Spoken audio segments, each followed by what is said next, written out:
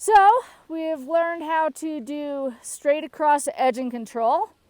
We've learned how to do the flat skidded traverse. We've learned how to do garland turns. Now we're going to take those garland turns and angle them a little bit more downhill so we've got a little bit more speed.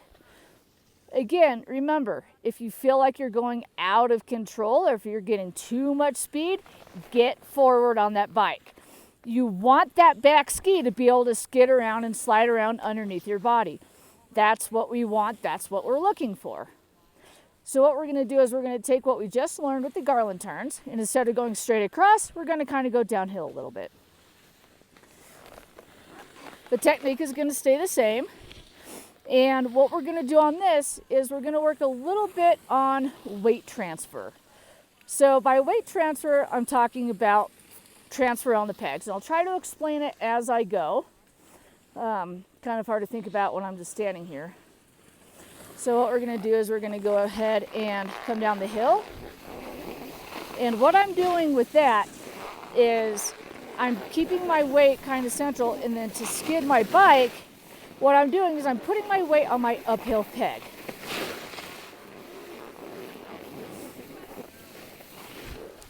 Kind of like that.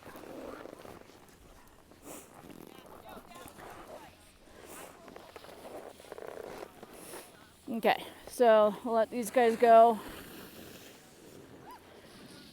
And you can play around with the weight transfer as you see fit. Some people pick that up a little bit quicker and a little bit easier than others. So we're going to kind of come across again and driving my weight through that downhill side. Driving my weight. I'll get in front of these guys. Driving my weight. Down. Driving my weight. Kind of like skiing, you know how you throw your hip into it? It's kind of the same thing. And you'll notice the amount of lean that I've got. The more lean that you have going up the hill, the faster you're going to stop. That's how we get into the hockey stops. You'll notice that I'm still not going straight down the run. I'm still got a fair amount of side to side, and that's what we want.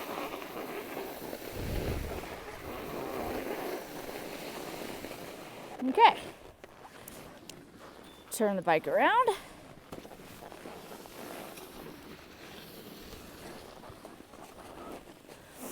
All right, so on this one, what I want you guys to do is I want you guys to watch my hands. I want you to see what I'm doing with my hands as I turn and how the bike is responding.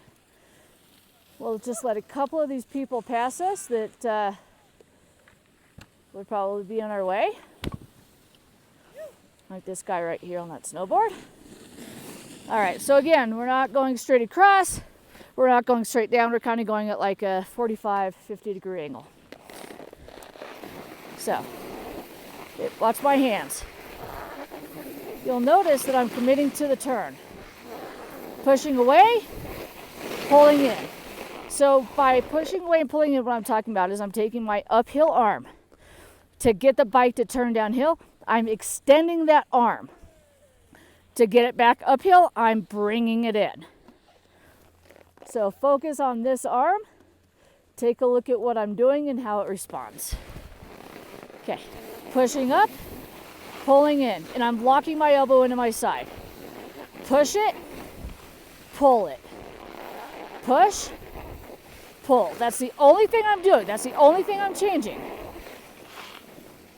In fact, I'll take this hand completely off the handlebar so that you can kind of see what I'm doing. And you'll notice that I'm getting a fair amount of sliding. That's a good thing. Lean uphill.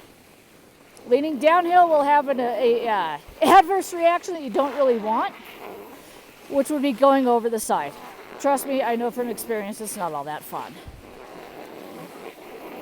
So again, all I'm doing is I'm pushing, pulling, and locking and holding it in.